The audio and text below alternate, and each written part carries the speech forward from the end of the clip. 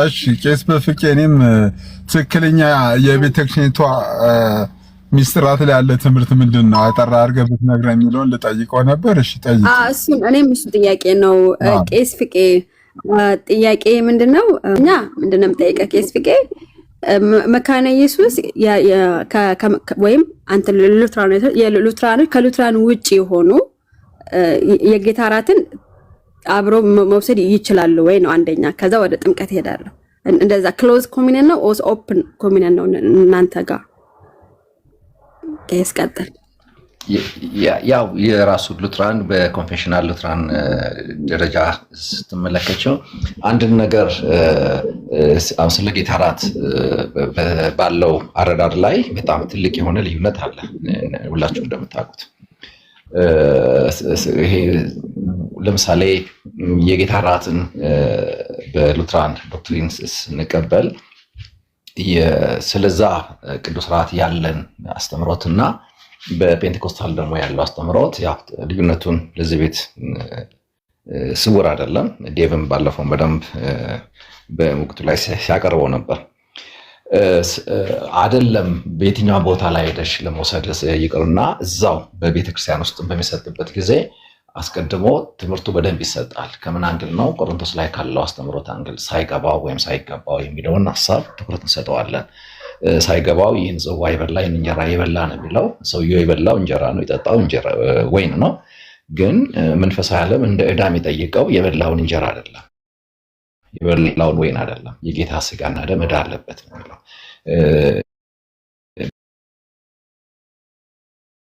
ለጧንም ላይ ሰው ሁሉ የሚያየው እንጀራውን ነው ወይኑን ነው። በዕዳ ደረጃ ግን ሰማይ የሚጠይቀው ደግሞ ይሄን ቂጣ በልቶ ቂጣ አይደለም የሚጠይቀው፣ ወይን ጠጥቶ ወይን ዕዳ አለበት አይደለም የሚለው። የጌታን ስጋና ደም ስለማይለይ ሲል እዚህ ስርዓት ውስጥ በመለየት እውቀት ልንጠጋው የሚገባን አንድ ኃላፊነት መኖሩን ጭምር ነው ጳውሎስ የሚያሳየው።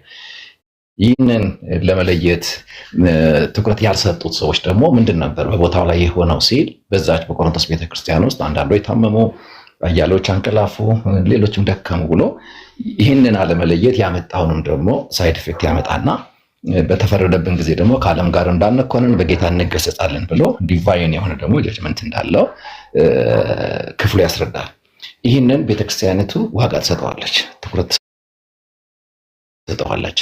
ከዚህ የተነሳ ሰዎች ወደዚህ ስርዓት ሲመጡ በዚህ እውቀት እንዲመጡ አስተምራ አስጠንቅቃ የምታቀርበው። ይህንን በማይመስል ቦታ ላይ ሰዎች በነፃነት ሄደው መውሰድ አለባቸው ወይ የለባቸውም የሚለውን ነገር እንደ ኮንፌሽኑ ዋናው ነገር ይሄ ከሆነ በዚህ ልክ ያልተዘረጋን ማዕድ ልቀበል አይገባኝ የሚል ድምዳሜ ይሰጣል። እንግዲህ ፐርሰናል ወደ እኔ ካላመጣሽ በስተቀር ማለት ነው። አንዳንድ ጊዜ ያው ኢትዮጵያ ውስጥ ያለው ክርስትና ቅድም አቤላ እንዳለው ነፃነት አለው። ያው አሁን እሑድ እኔ የሆነ ቦታ ነው ያገለገልኩት፣ እኔ ጋር ደግሞ ከፔንቴኮስታል ሰው መጥቶ አገልግሏል። እንደዚህ ነው የምናገለግለው እና አንዳንዴ በሄድሽበት ቦታ ላይ እንዲህ አይነት ስርዓቶች ሊያጋጥሙሽ ይችላሉ። ይሄ የኔ ፐርሰናል ነው፣ ሉትራንን አይወክልም። የኔ ፐርሰናል ምንድነው ሰውየው ምሳሌ ብሎ ያዘርጋው ምን አድርጎ ይዘርጋው፣ እኔ ግን እሱ በሰጠው እውቀት አይደለም ወደዚህ ማድራሴን የማቀርበው። መጽሐፉ ተቀበለው ዋጋውም ይሄ ነው ባለኝ ልክ አምኜ እቀበላለሁ እና ይሄንን ነው ልል የምችለው። እሺ ቄስ ፍቄ እንትን ነው እንዳስተምሮ ነው እንድትነግረኝ የፈለኩት። ኦኬ የትኛውም የሉትራን አባል ሌላ ቃለ ሕይወት ወይ ሙሉ ወንጌል ሄዶ የጌታ እራት መውሰድ ይችላል? እንደ አስተምሮ እንደ ግለሰብ ሳይሆን የሉትራን አስተምሮ እንዴት ነው? መጀመሪያ የነገርኩሽ አስተምሮውን ነው። አሁን እዛ ቦታ ላይ ሄዶ ፓስተሩ ወይም ካህኑ ሲሰጠኝ ምን ብሎ ነው የሚሰጠኝ ነው?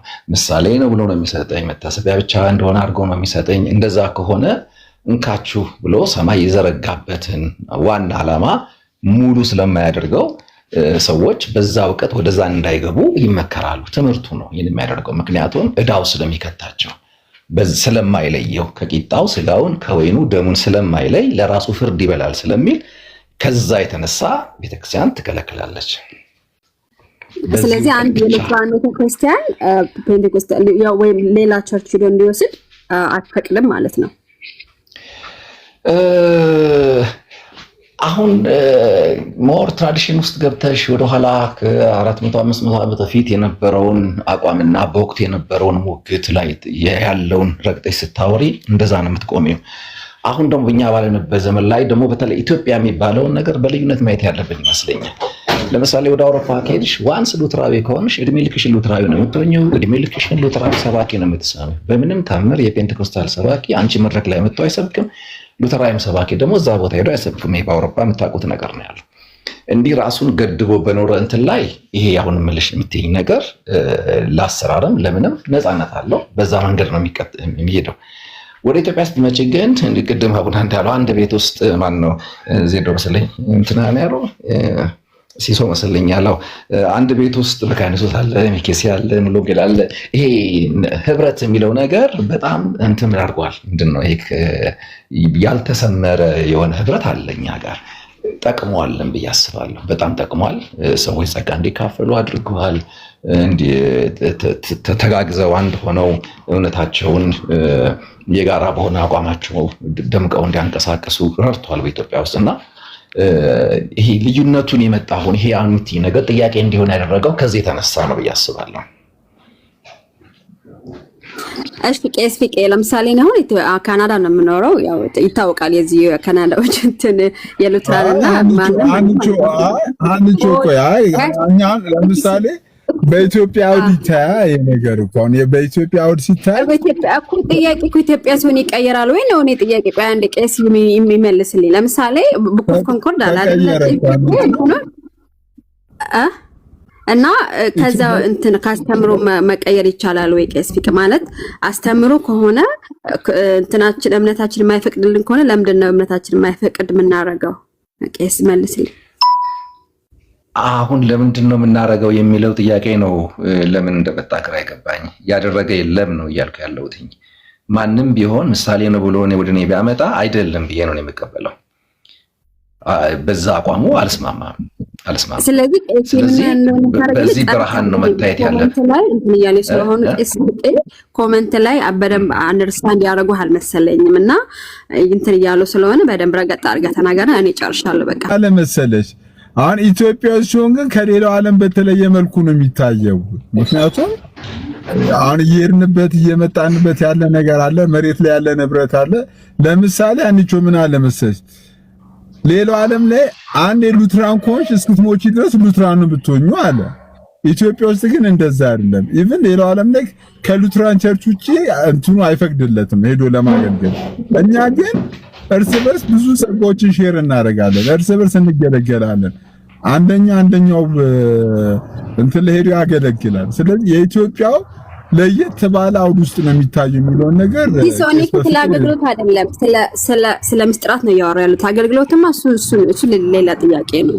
ግን ምስጢር በተለይ ምስጢራት በተመለከተ በተለይ የጌታ እራትን አንድ የሉትራን ሰው ፔንቴኮስታል ጋር ሄዶ ይወስዳል ወይ አይወስድም ብሎኛል ቄስ። አንድ የፔንቴኮስታል ሰው ደግሞ ሉትራን ጋር መጥቶ አይወስድም ብሎኛል። ተሳስቻለሁ ቄስ? አሁን እኛ ጋር የምናደርገውን ልንገርሽ። ምንድን ነው በዚህ በጌታ እራት ላይ አንዳንድ ጊዜ ምዕመናችን ያው በአመት በየወሩ አንድ ጊዜ በወሩ ሳምንት ወይም በአንድ ወር ማለቂያ ላይ ይሰጣል። ያ በስራ በሚደረግበት ጊዜ ስለዛ ሚስጥር ቅዱስ ሚስጥር ኦልሞስት ፑልፒቱም በየዕለቱ ስብከት ነው። እያንዳንዱ ሰው በስነ ስርዓት ይማራል። ቆራቢ አባላት የሚባሉ አሉ። እነዚህ ቆራቢ አባላት በቤተ ክርስቲያኒት ውስጥ የሚሰጡትን ትምህርቶች ሁሉ ተከታትለው ወደ መታደስ የመጡ ሰዎች ናቸው። ቤተ ክርስቲያን ትምህርቱን ወስዳ ፈትና ጠይቃ ከዛ በኋላ የፈቀደችላቸው ሰዎች ናቸው ወደዚህ ቅዱስ ማዕድ እንዲቀርቡ የሚፈቀድላቸው። ከዛ ጊዜ ጀምሮ ነው ራሱ በቤተ ክርስቲያኒት ውስጥ ይህን ቅዱስ ስርዓት የመካፈል በቤተክርስቲያን ውስጥ ያሉትን ቅዱሳት አገልግሎቶች የማገልገልም ነፃነትና መብት እንዳላቸው የሚነገራቸው ከዛ በኋላ ነው። ፕሮግራም በምታደርግበት ጊዜ ደግሞ ከተለያየ ቸርች የሚመጡ ሰዎች አሉ። ከተለያየ አብያተ ክርስቲያናት ይመጣል ማለት የመካነ ኢየሱስ ወይም ሉትራን ሆነው ግን ከተለያየ ቦታ ከተለያየ ሀገር የመጡ ሰዎች አሉ። አንቺ በመዝገብሽ የማታውቂያቸው ሰዎች ሊኖሩ ይችላሉ። ይህንን ደግሞ ቄሱ አናውንስ ያደርጋል። በዚህ መሰረት በቤተክርስቲያናችሁ ውስጥ ተካፈሉ የነበራችሁ ሰዎች መቅረት ትችላላችሁ ብሎ ወደፊት ይቀርባሉ። በዚህ ዕውቀት ይሰጣል። በዚህ ዕውቀት እንዲሰጥ እንደዚህ አይነት ዕውቀት ባለው አቅጣጫ ላይ ብቻ ደግሞ እንዲካፈሉ ቤተክርስቲያን ትፈቅዳለች። መጽሐፍቶችን ያገላበት ነው የምታየው። እነዚህ የኖሩና ከአባቶች ዘምሮ ጀስት ነው ሳይዳስ ይዘው እያነጋገሩ የመጡ እውነታዎች ናቸው። እያንዳንዱን የዶክትሪን አመለካከት ራሱ ከባለቤቱ ስትሰማውና ስትሰማለት ይለያያል። ራሱ ሲያወራህና ስታወራለት በጣም ይለያያል። አሁን ምናልባት ስለ ጥምቀት ማነሳለሁ ላይ ነበርና ጥምቀትን በተመለከተ እንዴት ነው ይሄኛው ቤት የሚያስበው? እንዴት ነው የሚረዳው? ኢቭን የህፃናትንም ጥምቀት በተመለከተ ራስ ጥምቀት ምንድን ነው የሚለው ነገር ስትመለከት እቺ ተወጋ ቆመ ከሆነ የምታየኝ ለኔ ግን ዳውስ ረጥቦ መውጣት እንደሆነ አስቤ ነው የማስበው። ረጥቦ መውጣትና ለብሶ መውጣት የሚባል ነገር አለና ምንድነው እዛ ጋር ያለው ነገር የሚለው ነገር ከራሱ ከቦታው ስትሰማው ረጋ ብለህ እኔ ሳወራው ልትረዳኝ በሚፈልግ እንጂ እኔ ሳወራ አውርቼ ስጨርስ ልትመልስልኝ የምታስበውን እያሰብክ የምትሰማኝ ከሆነ እንትን ምትርክ ይሆናል። ድንጋይ ወይም ጠጠር መወራወር ነው የሚሆነው እና ለምሳሌ አሁን እምነት ነው የሚያድነው፣ ጥምቀት ነው የሚያድነው፣ የጌታ እራት ነው የሚያድነው ምናምን ሙግቶች አሉ አይደል? ለምን ክርስቶስ ነው የሚያድነው ብለን አንጀምርም? መቼም 4 አዳኝ ወይም 3 አዳኝ የለንም አይደል? ጥምቀት የሚባል የጌታ እራት የሚባል ኢየሱስ የሚባሉ አዳኞች የሉንም። መዳንን በተመለከተ ስናወራ ኢየሱስ ያድናል ብለን ከቆምን ወደ አዳኙ ኃጢአተኛው እንዴት ይምጣ ነው። ከዛ በኋላ ነው ሚንስ ኦፍ ግሬስ ራሱን መግለጥ የሚጀምረው። መግባባት የምንጀምረው እምነት ያድናል ስትለኝ ኢየሱስስ ብልህ ማለቴ እኮ ኢየሱስን ስታምን ወደሚል ነው የምትገለብጠው አይደል እንጂ ሁለት ነገር መሰረቱ ክራይስት ያልሆነን እምነት እያወራኸኝ አይደለም ያለው። ስለዚህ እግዚአብሔር ዓለም ሁሉ እንዲድን አንድያ ልጁን ሰጥቷል። አብ የመስጠት ሚና ተጫውቷል። ኃጢአተኛው ደግሞ የመቀበል ኃላፊነትን እንዲወጣ ታዟል። ሰማይን ካያለውን አዳኙን ኢየሱስን ኃጢአተኛው እንዴት ይቀበለው? ሚንስ ኦፍ ግሬስ ማለት እሱ ነው። እንዴት ልቀበለው? ተቀበል ስትለኝ እንዴት ነው መቀበለው? ኃጢአተኛው ወደ መድኃኒቱ የሚመጣበት ነው። ኃጢአተኛውንና መድኃኒቱን የሚያገናኘውን እሱን ነገር ነው ሚንስ ኦፍ ግሬስ የምንለው። ለምሳሌ ጸጋው በእምነት አድኗችኋል ሲል መጽሐፍ ቅዱስ ጸጋ አለ፣ እምነት አለ። በእምነት አድኗችኋል ማን? ጸጋው። ስለዚህ ጸጋው አዳኙ ጸጋ ሆኖ ሳለን ወደዚህ ወደሚያድነው ጸጋ ኃጢአተኛው በእምነት ይሄዳል የሚለው ነገር ነው። እምነት እዚህ ጋር ሚንስ ኦፍ ግሬስ ይሆናል። እና በዚህ አይነት መንገድ ነው ሚንስ ኦፍ ግሬሶችንም እያየን መምጣት መቻል ያለብን። ዓለም ሁሉ ኃጢአተኛ ነው የሚለውን ነገር ሁሉም ሰው ያምናል። ዓለም ሁሉ ኃጢአተኛ ነው ማለት ዳግም ተወልዶ ወደዚህ ምድር የመጣ ወደዚህ ፕላኔት የመጣ ማንም የለም። ኒው ክሬሽን የሆነ ሰው ፍጥረት አልተወለደም እዚህ ምድር ላይ። እንግዲህ በአንዱ በአዳም የገባን ኃጢአት በሌላ አዳም እግዚአብሔር ሊያወጣ ወስኗል። በአንዱ አዳም የገባው ኃጢአት እንዴት ነው የመጣው ብለን ስንጠይቅ የስ በመወለድ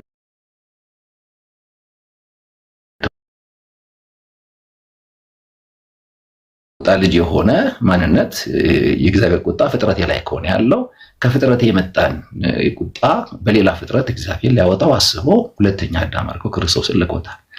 ስለዚህ ለዚህ ነው ባይብል የዳግም መወለድን እንደ ብቸኛ አማራጭ አድርጎ የሚያስተምረን። እንዴት ዳግም ልወለድ ወደሚለው ስንመጣ ነው እነዚህ ሚንስ ኦፍ ግሬሶች እየጮሁ የሚመጡት። እኔ ጥምቀትን ሳወራ ሕፃንን ሳወራ አንተ እድሜውንና የነፍሱን ብስለት እያሰብክ የምትሰማኝ ከሆነ እኔ ስፕሪቱን እያሰብኩ ነውና ማወራህ አንግባባም። ለምን? ለሞቶ መንፈሳችን ሕይወትን ሰጠው ስለሚል ነገሩ የስፕሪት ጉዳይ ነው። እንጀራና በወልጥ አብልተህ 15 ዓመት ታግሰህ አብቅተኸው ከዛ በኋላ መስቀል ነግረኸው እንደዚህ የምታመጣው ስፕሪት የለም። ባቆየሁም ቁጥር ለግብር ኃጢአት አሳደግከው እንጂ ወርሶ የመጣው ኃጢአት አለ። ቀጥሎ ስታሳደገው ደግሞ እየሰረቀ እየሰደበ የእውቀት ኃጢአት እንዲጨመር አድርገህ አመጣኸው እንጂ ብዬ አስባለሁ እዚህ ጋር። ለዚህ ነው ይሄ ሰፋ ያለ ጨዋነት ያለበት መደማመጥ ያለበት አይነት ዲያሎግ ይፈልጋል ብዬ የማስበው እና አሁንም ራሱ ዲፕ እያወራሁት አይደለም ቦታው ነው ወይ የሚለው ነገርም እያሳሰበኝ ስለሆነ ማለት ነው። እና ሚንስ ኦፍ ግሬስ ስንል እንደዚህ እያሰብን እንደሆነ መታሰብ አለበት። ይህ ምንድን ነው? ስርዓቱ ላይ ብቻ የቆመ አይደለም፣ ከስርዓቱ ያለፈ ነው። ለምንድን ነው ገላን ስትታጠብ ይቀዘቅዝሃል፣ ግን ስታጠምቅ ለምን አጋንንት ይጮሃል? ለምን ሰው በመንፈስ ይሞላሉ? ትኩረት የምንሰጠው አይኔን ገልጭ የማየው ስርዓት አይደለም። በእምነት የማየው አለ። ገልጠ ስታየው ክርስቶስ የጠራቢ ልጅ ነው። በእምነት ስታየው ግን የአብ ልጅ ነው። እና ያየንበትና እሱን ለማየት የገለጥነው አይን ገና አልተናበበም ብዬ አስባለሁ። እና ሰፊ ነው ይሄ ነገር። ጨዋነትን የተላበሰ ጊዜን የሰጠ ስቴፕ ባይ ስቴፕ ከአንዱ ወደ አንዱ የዘለለ ሳይሆን በኦርደር የሚሄድ ትዕግስትን የሚፈልግ አይነት ዲያሎግ ይጠይቃል ብዬ አስባለሁ። ብራዘርስ ተባረኩ።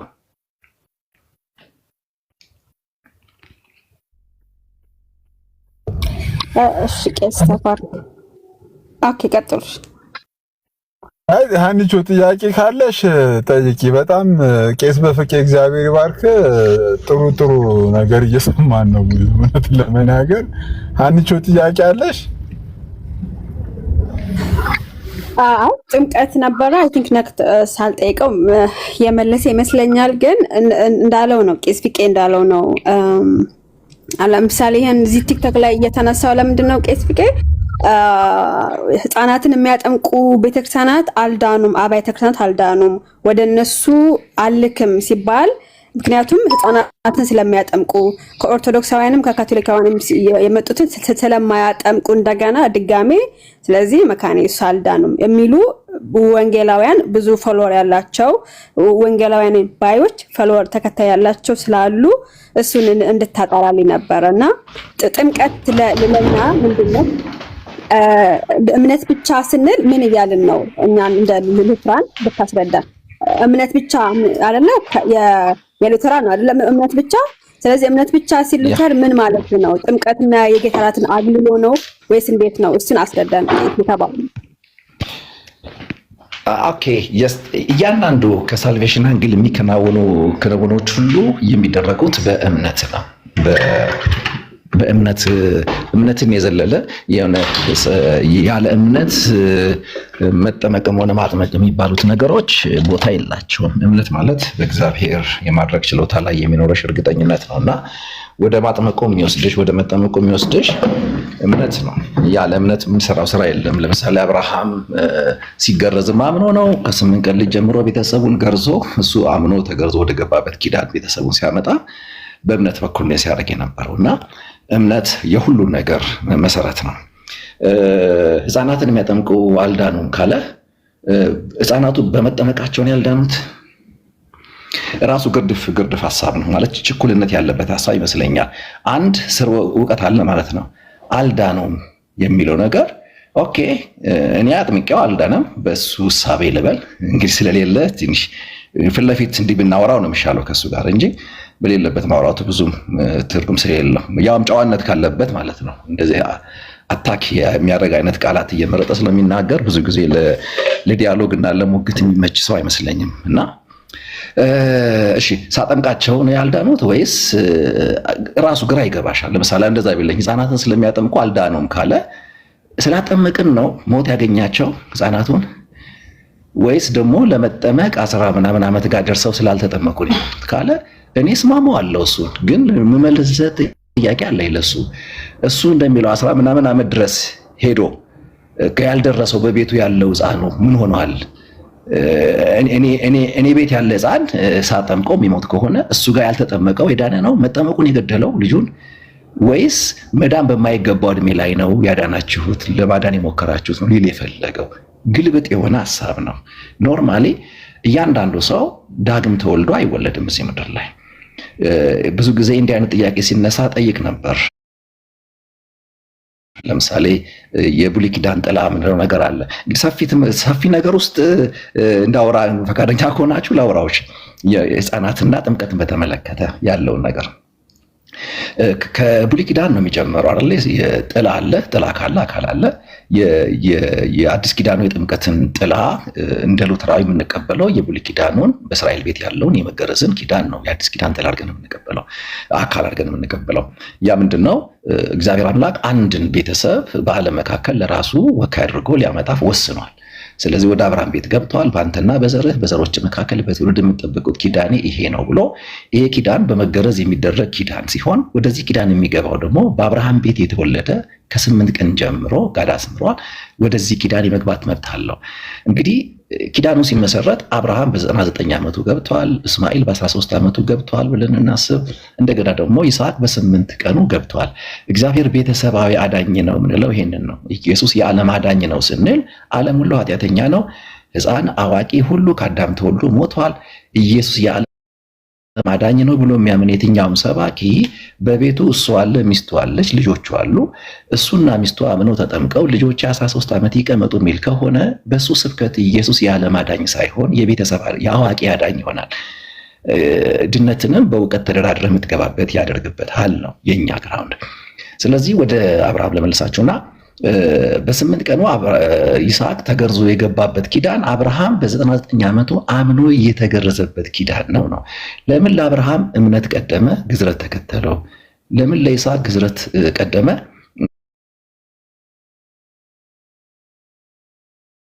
እምነት ደግሞ ቆየው በአብርሃም ትምህርት ውስጥ የሚለውን ነገር ስናስብ አብርሃም በወንጌል ሲገኝ በውርስ የመጣበት ኃጢአት ብቻ ሳይሆን በእውቀት የሰራው የተግባር ኃጢአት አለበት። አሁንም ቢሆን ማንም የተግባር ኃጢአት ያለበት ሳያምን ቢጠመቅ አይደለም። ማንኛውም አዋቂ ሰው መጀመሪያ የእውቀት ኃጢአት ካለበት መስቀል ሊሰበክለት፣ ለኃጢአቱ የተሰራው የክርስቶስ ስራ ሊወራለት፣ በወንጌል ልቡ ሊሸነፍ፣ በመንፈስ ሊወቀስ፣ ለንስሐ ሊጠራ ይገባል። በዚህ እውቀት ነው ወደዚህ ኪዳን የሚመጣው። አብርሃም አምኖ እንደገና ሲገረዝ እንመለከታለን። ይስሐቅን እመን እንዳትልውት ምንድን ነው የሚያምነው? እሺ ጌታ ለምን ያምነዋል? እንዲያድነው ከምን? ከኃጢአት። ኃጢአት ምንድን ነው? መስረቅ። አልሰረቀም። ይስሐቅ የ8 ቀን ልጅ ነው። አያችሁ፣ እኛ ኃጢአት ብለን የምናስበውን የመስራትም ሆነ የመረዳት በዛም የመጠየቅ ማንነት የሌላቸውን ኢኖሰንት ህፃናትን ነው። እኔ አባትየው በገባውበት መንገድ ካልገቡ እያልን ነው። እንደዛ አይደለም ነገሩ። በመወለድ የገባበት ነው ማንነቱ። ኃጢአቱን የመጣ ማንነት በመወለድ ነው የገባው። በሌላ መወለድ ይጸዳል ነው ነገሩና በ8 ቀን ተገርዞ ዳነ። ይሄ መገረዝ እንግዲህ ወደ አዲስ ኪዳን ስናመጣው በብሉይ ኪዳን ማንኛውም ሰው አምኖ ተገርዞ ቤተሰባዊ አዳኝ ይሆንለታል። ያህዌ ማለት ነው። የእስራኤል ቤተሰብ ሁሉ አዳኝ ነው ያህዌ። በዚህ መንገድ በእምነት ብቻ ነው ወይ ካለን አይደለም። በእምነት ብቻ ከሆነ አብርሃም ጋር ይቆማል። ምናልባት አሁን 13 ዓመት እሱንም ከተቀበል ይስሐቅ ጋር ይቆማል። ለማነው እስማኤል ጋር ይቆማል። ለይስሐቅ አይደርስም ይሄ ነገር። ያህዌም የአዋቂዎች አዳኝ እንጂ የቤተሰብ አዳኝ አይሆንም ማለት ነው። ስለዚህ ወደ አዲስ ኪዳን ስንመጣ እመን አንተን ቤተሰቦችም ትድናላችሁ ሲል ምንድን ነው የሚያምነው ሰውየው? ይሄ እመን የተባለው ሰው ለምሳሌ ኖህን ተመለከቱት። መርከቡን የሰራው እሱ ነው። ከነ ቤተሰቡ ሲገባ ነው የምትመለከት። በብሉይ ኪዳን ይሄን እያጠላው ነው የመጣ። ወደ ኤፌሶን መጽሐፍ ስንመጣ ይቅርታ አስረዘምኩባችሁ፣ ሰፊ ትምህርት ነው እንዳልኳችሁና እኔ ጋር ራሱ አሁን ይሄ አንተ ቢጨርስ ችግር የለውም። ቢረዝምም ችግር የለውም። ረገጥ አድርገው ቄስ። እሺ ኦኬ። ወደ ኤፌሶን መጽሐፍ ስትመጡ ምናልባት እዚህ ያላችሁ ሰዎች ገልጣችሁ ተከታተሉኝ። ምዕራፍ 2 ቁጥር 1 ላይ በበደላችሁና በኃጢአታችሁ ሙታን ነበራችሁ ይላል። በደልና ኃጢአትን በእናን ያያያዘው። ብዙ ጊዜ እኛ ኖርማል ነው የምናነባው። ምንድነው በደል ምንድነው ኃጢአት የሚለው አያሳስበንም ስናነባው። በበደላችሁና በኃጢአታችሁ ሙታን ነበራችሁ። የአሕዛብ ደብዳቤ ነው። ልብ አድርጉ። እነዚህ ሰዎች እንደ አይሁድ የግዝረት ታሪክ የላቸውም ወደ ኋላቸው። በደልና ኃጢአት ይለዋል። ኃጢአት ሲንፉል ኔቸር ነው። በደል ግን በእውቀት የተሰራ ኃጢአት ነው።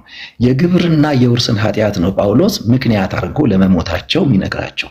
በበደላችሁና በኃጢአታችሁ ሙታን ነበራችሁ። ይሄው ጸሐፊ ቆላሲስ ላይ ደግሞ ሲመጣ በበደላችሁና ብሎ ኃጢአታችሁ አይልም። ሰውነታችሁን ባለመግረዝ ሙታን ነበራችሁ ይላል። አለመግረዝ ሙት ያደርግ ነበር እያላቸው ነው ያለው። ልብ አድርጎ በደልና ኃጢአት ኤፌሶን ላይ፣ ቆላሴስ 2 ላይ በደላችሁና ሰውነታችሁን ባለመግረዝ ይለዋል።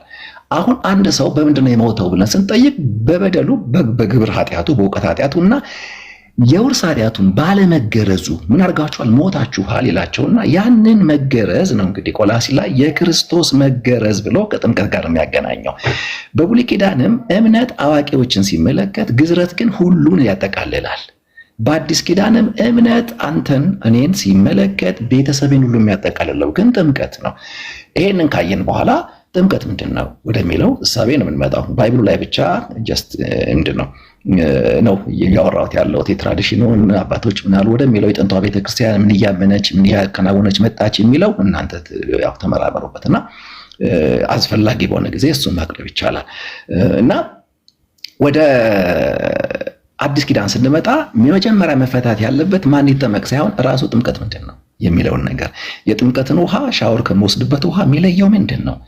ለምንድን ነው ሐዋርያት ምን ላድርግ ብሎ ለጠየቃቸው ኃጢአተኛ ሁሉ ይህን ነገር የሚያዙት? ጳውሎስን ይኸው አይኑ ታወረ፣ 3 ቀን ጾመ፣ ሐናንያ መጣ፣ እጁን ጫነለት፣ አይኑ ተከፈተ፣ 3 ቀን አልበላህምና ብላ ሲለው አትመለከትም። ለምን ተዘገያለህ? አሁንም ስሙን እየጠራ ተጠመቅ፣ ከኃጢአትም ታጠብ ብሎ ሲያስቸኩለው እንመለከታለን። ሐዋርያ ሥራ ምዕራፍ 2 ላይ ያሉት ወንድሞች ምን እናድርግ ባሉ ጊዜ ንስሐ ግቡ ኃጢአታችሁ የሚሰረይ ዘንድ እያንዳንዳችሁ በክርስቶስ እየተጠመቁ የተስፋው ቃል ለእናንተና ለልጆቻችሁ ነው። አንዳንድ ሰባኪዎች ለልጅ ልጆቻችሁ ብለው ሲያነቡት አያቸዋለሁ። ክፍሉ ግን ለልጆቻችሁ እንጂ ለልጅ ልጆቻችሁ አይልም። የጄኔሬሽን አድርገው ከእውነቱ ሊያሽኮልኩት ይፈልጋሉ። ያንን ጥቅስ አይልም። ለልጆች ለእናንተና ለልጆቻችሁ ነው ብሎ ይናገራል። የተስፋው ቃል ልጄን የዘለለ አይደለም፣ ቤቴን የዘለለ አይደለም፣ ለእኔም ነው ለልጄም ነው ብዬ እንዳምን የሚያደርገኝ እሱ ክፍል ነው። ግን ምንድን ነው የጥምቀትን ውሃ ከሌላ ውሃ የሚለየው የሚለው ነገር ስናስብ ባይብል ስለ ጥምቀት ምን እያስተማረ መጣ ነው። አንዳንዶች ለምሳሌ ለምን ነው የምትጠመቀው ብዬ አንዳንድ ወዳጆችን ጠይቃለሁ። ውሃው ስገባ መሞቴን ስወጣ መነሳቴን ማሳያ ነው የሚል አቋም ባለው ዶክትሪን ውስጥ ያሉ ወዳጆች እሱን ይነግሩኛል። መልሼ የምጠይቀው አንድ ጥያቄ አለኝ። እኔ እንዲህ እንድታስብ ያደረገ ወደዚህ ድምዳሜ ስለ ጥምቀት ያደረሰ ጥቅስ የትኛው ነው ብዬ ስጠይቅ ሁላችሁም እንደምታውቁት ሮሜ 6 ነው የሚጠቀሰው። ሮሜ 6 ከቁጥር 1 ጀምሮ ያለው ነው የሚጠቀሰው እና እኔ ደግሞ እስቲ ያነበዋለሁ። እኔ ሳነበው ወንድም የሚለኝን አይለኝም ብዙ ጊዜ ምንድን ነው የሚለው? እንግዲህ ሙሉ ለሙሉ አላወርደው እችላለሁ፣ እናንተ ተከታተሉ። ጸጋ እንዲበዛ በኃጢአት ጸንተን እንኑርን ብሎ ይጀምራል። ምንድነው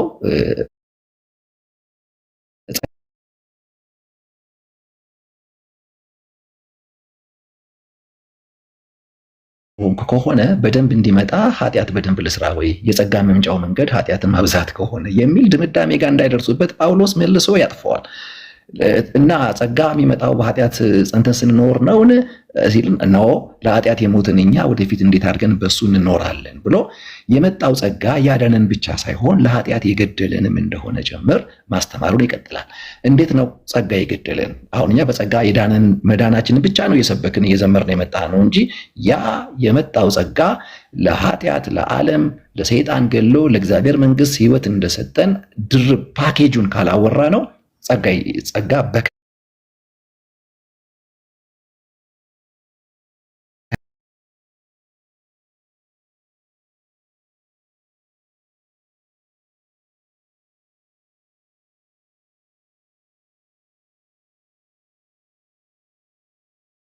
ገና አልሆኑም ሊሆኑ ነው ዘንድ የሚያሳየው ድሬዳዋ እሄድ ዘንድ ፕሌን ቲኬት ቆረጥኩ እንደማለት ነው። ቲኬት ለመሄድ ቆረጥኩ ማለት ድሬዳዋ ገባሁ ማለት አይደለም። ለመሄድ ነው የቆረጥኩት። ከክርስቶስ ኢየሱስ ጋር አንድ ትሆኑ ዘንድ የተጠመቃችሁ፣ ለምን አንድ ትሆኑ ዘንድ የተጠመቃችሁ ሁላችሁ እና ከክርስቶስ ኢየሱስ ጋር አንድ ትሆኑ ዘንድ እንደተጠመቃችሁ አታውቁምን ብሎ አንባቢውን ጥያቄ ይጠይቃል። ይሄ የዚህም ቤትም ጥያቄ መሆን አለበት ብዬ አስባለሁ።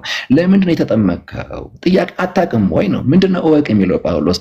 የተጠመቅከው ከክርስቶስ ኢየሱስ ጋር አንድ ትሆን ዘንድ እንደሆነ አላወቅም ወይ? ስለዚህ ለእኔ ስጠመቅ ነው አንድ የሆንኩት እንጂ አንድ ሰሞን ከ6 ወር በፊት ያመንኩ ቀን የሆንኩትን በሚታይ መንገድ ለማሳየት አይደለም ወደ ገንዳው ምገባው ነው። ከዛ ክርስቶስ በአዲስ ሕይወት ከሙታን እንደተነሳ ይልና ስለ መቀበር ሲያወራ እኛም በአዲስ ሕይወት እንድንመላለስ አሁንም እንድንመላለስ በጥምቀት ከሱ ጋር ተቀበርን። ጳውሎስ ጥምቀትን መቀበሪያ ይለዋል። ወዳጄ ደግሞ መቀበሬን ላሳይ ነው የገባሁት ወደ ገንዳው ይለኛል። የትኛውን ነው የማምነው ነው? አፈታቴ ምንድነው? ወልካፋ ከሆነ እሱን ማረቅ ነው ትችላላችሁና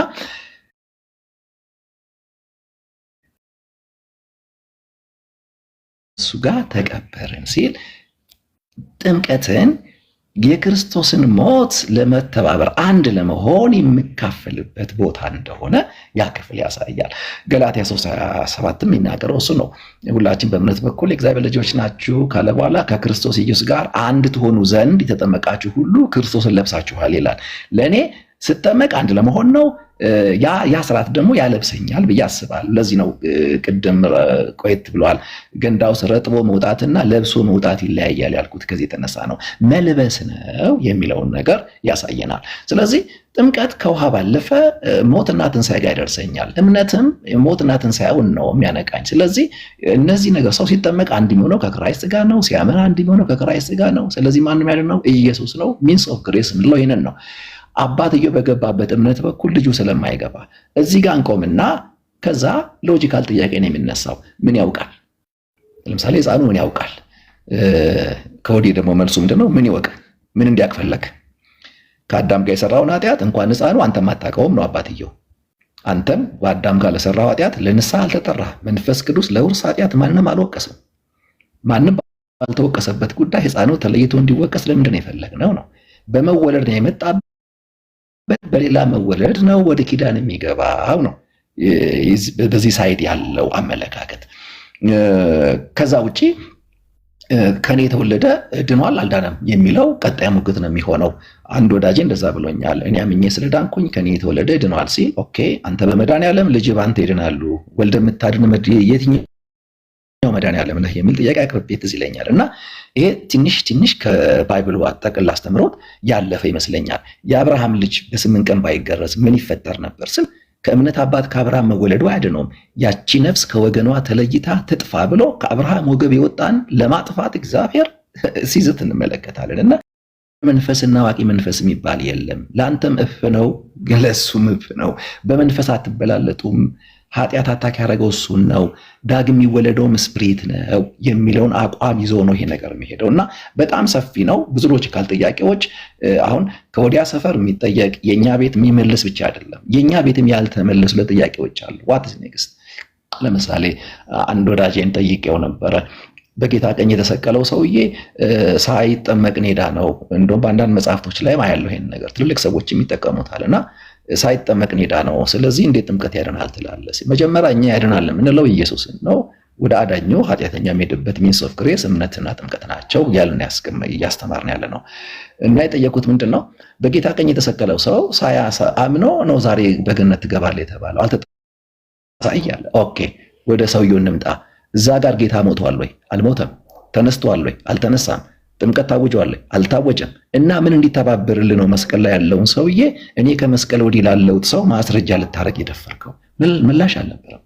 ምክንያቱም ጥምቀት ሞትና ትንሣኤን መንኪያ ከሆነ እዛ ጋር ሞት አልተሰራም፣ ትንሣኤ አልተሰራም፣ ጥምቀትም አልታወጀም። የብሉይ ኪዳን ሰው ነው ያ ሰው፣ የብሉይ ኪዳን የኋላ ሰው ነው። እና እንደዚህ አይነት ብዙ አይነት ጥያቄዎች አሉ ሕፃናትን በተመለከተ። አሁን ያመነ የተጠመቀ ይድናል፣ ያላመነ ግን ይፈረድበታል ብዙ ጊዜ ይባላል። እኔ የምጠይቀው ምንድን ነው? ቴዎሎጂያንስ እዚህ ውስጥ ካላችሁ ያው ክፍሉ ጀስት የመጽሐፉ ክፍል እንዳልሆነ ታውቃላችሁ። ግን ለሁሉም ይሄ እውቀት አስደንጋጭ ስለሚሆን ሁላችንም በምንቀበለው እንኳን ብናስበው ያመነ የተጠመቀ ከሚለው ነው አብዛኛው ሰው የሚያነበውና ምን ጠይቃለሁ እኔ ምን በዚህ በማርቆስ በማርቆስ ጥቅስ ውስጥ ያመነ የተጠመቀ ብሏል። ኦኬ ምን ልመን ስል ጌታን ይለኛል ሰው። አንተ አትበለኝ ክፍሉ ይበለኝ ይላለሁ እኔ። ለምንድን ነው ክፍሉን አብዛኛው ሰው ቆርጦ ነው የሚያነበው? ያመነ ብሎ አይጀምርም። ቁጥር 15 እንዲህም አላቸው ብሎ ነው የሚጀምረው። ሪፖርት ስፒች እንዲህ ነው የሚጀምረው። ምን አላቸው? አሁን ንገረኝ። ወደ ዓለም ሁሉ ሂዱ፣ ወንጌል ለፍጥረት ስበኩ። ይህን የሚሰበክ ወንጌል ያላመነ ያልተጠመቀ ይህን ወንጌል ያላመነ ይፈረድበታል። እውነት ነው። ወንጌል ሲሰበክ አምነህ ካልሆነ በስተቀር ወንጌል ሳይሰበክ እምነቱም ጋር ሆነ ጥምቀቱ ጋር መምጣት አትችልም። ክፍሉ የሚለው ይሄንን ነው። ግን ያላመነ እንጂ ያልተጠመቀ አይልም የሚል ደግሞ አይነት እንዲህ ጥያቄ ከተነሳ እኔ ችግር የለብኝም ከዚህ አባባል ጋር። በቀጥታ የምጠይቀው ምንድን ነው? ልጅህ ያምናል ወይ ነው። አዎ አይለኝም። ለምን? አዎ ካለ ለምን አታጠምቀውም ብለዋለሁ። የማያጠምቀው አያምንም ብሎ ስለሚያምን ነው። አያምንም ካለ ይፈረድበታል የሚለው ጥቅስ አይመለከተውም ወይ? ልጁን ያላመነ ያልተጠመቀ ልጅ ይዞ ነው ያለው ሰውየው። በየትኛው አማራጭ በኩል ነው እንደ ዳነ እርግጠኛ ሆኖ የሚንቀሳቀሰው? ለዚህ ከወዲህ የምናነሳ ጥያቄዎች አለ። አይጠየቁም አይነት ነገር ከሆነ ያለው ለዛ የሚያበቃ ድምዳሜ ያስፈልገናል። ነገሩ እንኳን እነሱ እኛም የተጠየቅን አይደለም ያለ ነው። ጥያቄያችንን ሁሉ ክርስቶስ ኢየሱስ በመመለስ አበን ስላረካ እና ሰፊ ነው። እኔ ወደ 11 የሚጠቁ ጥቅሶች አሉ ጥምቀትን በተመለከተ። እነሱን ሁሉ ሰብስቦ መጭመቅ ይጠይቃል፣ ትራዲሽን ይጠይቃል። ከዛ ቀጥሎ ይህን በማመን የቀደመችው ቤተክርስቲያን ትቀድመናለች አይደለ? እውነቱን በመቀበል ያነበበችውን በመረዳትና በመተግበር ደግሞ የቀደመችው ቤተክርስቲያን ትበልጠናለች።